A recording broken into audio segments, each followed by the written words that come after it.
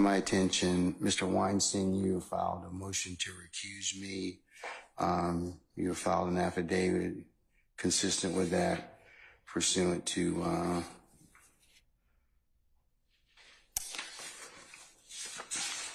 Uniform Superior Court Rule, I believe 25.2. The court's had an opportunity to read your motion.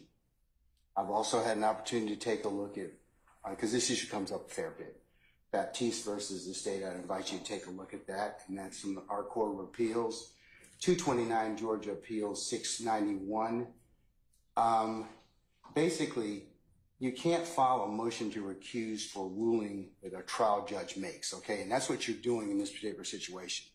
You're saying you don't like what I ruled upon. You're alleging some facts in an affidavit that support that decision. Because if that were the case, then no trial judge would be able to sit through a trial and give adverse rulings. So for the reasons set forth in Baptiste and other cases, I'm going to deny your motion to recuse on its face, okay? Your Honor, may I just address what you said?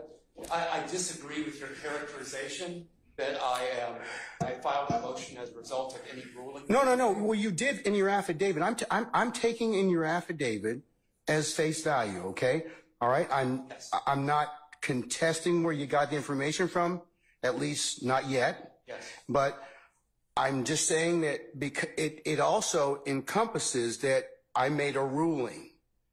And as a result of that, if I make a ruling and you don't like it, then every litigant will say, I want to recuse you, Judge Smith or Judge Glanville or Judge whoever, okay? So part and parcel of it is that's why I'm making my ruling in this particular case.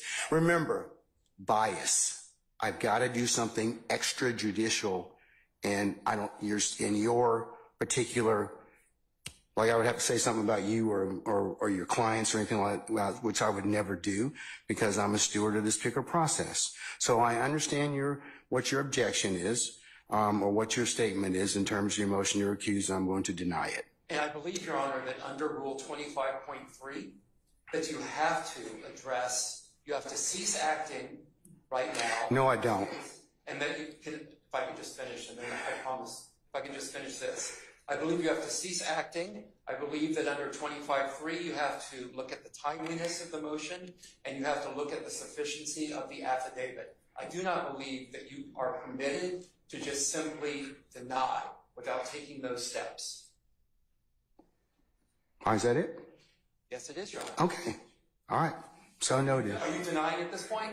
I'm still denying your motion, okay? Will you grant a certificate of immediate review? No, sir. Because no, sir. If you grant that certificate, you're always talking about how the appellate court... No, because if I grant the certificate, it stops the case, okay? I don't agree with and I'm not going to do that. I don't believe it stops the case. I'm not going to do that. And if you can appeal it at the end of the case. If I'm wrong, I'm wrong. Hey, I'll live by it. But okay? aren't you interested in removing the cloud that's hanging over the case right now, Your Honor? If you Sir, I'd be real careful about what you're pleading at this point in time and what you're stating to the court.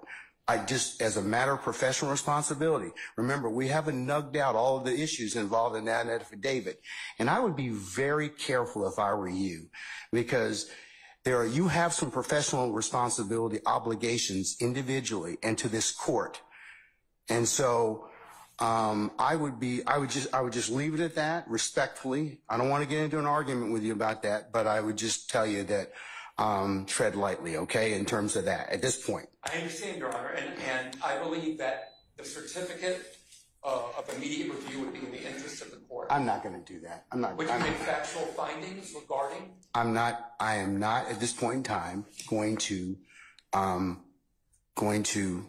I've denied the motion, okay? I believe that's an error, Your Honor. All right. Okay. Thank you, sir. Thank you. All right. Can we call Ms.